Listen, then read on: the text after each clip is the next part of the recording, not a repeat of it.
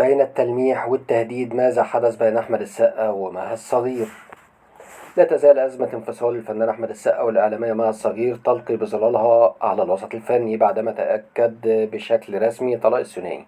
وشهد الأسبوعين الماضيان العديد من ردود الأفعال من جانب الطرفين.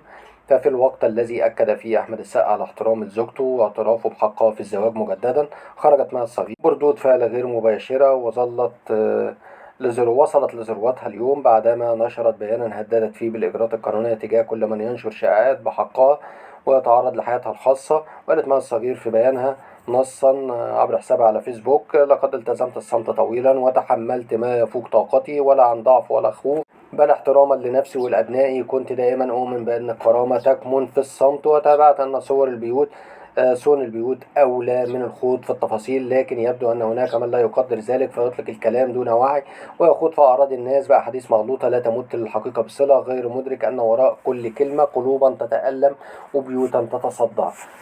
ومساء أمس تحدث المتابعون عن زواج محتمل بين مها الصغير والفنان طارق صبري بسبب تفاعلات مثيرة بين الثنائي، مما أثار تكهنات حول وجود علاقة خاصة بينهما بعد انفصالها عن السقا.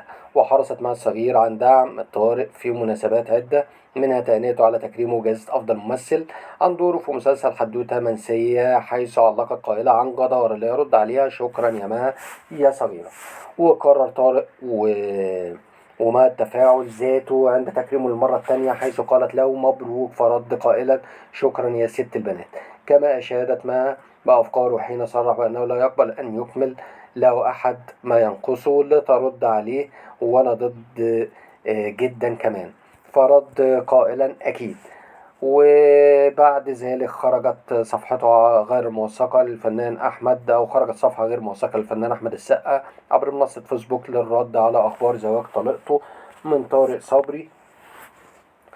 وجاء نص المنشور على النحو التالي: باي باي يا أكبر كدبة في حياتي، واحذريني علشان نفس صبري وحبقى دم تقيل، ورب السما والطارق، باي يا مش لاقي كلمة أقولها، لأن ليكي تمن واللي ليه تمن يرخص مهما غلي. وصار ذلك المنشور جدلا على مواقع التواصل الاجتماعي، وأصبح حديث المتابعين الذين أرادوا أيضا معرفة حقيقة الزواج مع الصغير من طارق صبري بعد الانفصال. وبحسب تصريحات الإعلامية بسمة وهبة عبر برنامجها، نفى أحمد السقا صلته بهذه الصفحة، مؤكدا أنه لا يمكن أن يسيء إلى والدة أولاده مهما حدث. كما أضاف أن من أعلنت خبر الانفصال كانت شقيقته سمر السقا.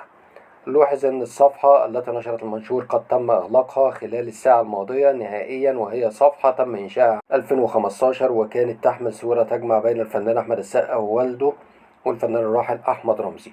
ورغم أن الصفحة لا تحتوي على أي معلومات شخصية تخص السقا، إلا أنها كانت تضم بين قائمة الأصدقاء كل من المخرج أحمد خالد أمين وشقيقته سمر السقا، والتي قامت مؤخرا بإلغاء الصداقة مع الصفحة رغم تفاعلها السابق معها: معها أم أولادي وأنا جنبها لو احتاجتني أي وقت.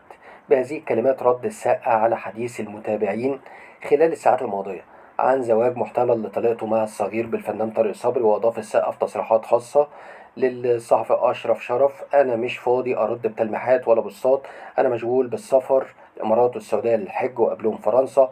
مها أم أولادي ولو احتاجتني هكون أول واحد جنبها. لم يخلو حديث السقا من الكلمات المؤثرة التي تتعلق بالجدعنة والأصول، وهو ما بيرزه كثيرا على مدار مشواره الفني الكبير وخلال تصريحاته الإعلامية. وقال: أنا ما بأذيش حد في حياتي، وبقيت على علاقتنا اللحظة الأخيرة. لو عايزة تتجوز ده حلال ربنا، أنا راجل متربي على الأصول، مش هتكلم في تفاصيل، بس عملت اللي عليا وزيادة. مستحيل أشوف حد من أهلي بيتوجع وأسكت، ربنا يسعد الكل، وأنا مكمل رد بشغلي.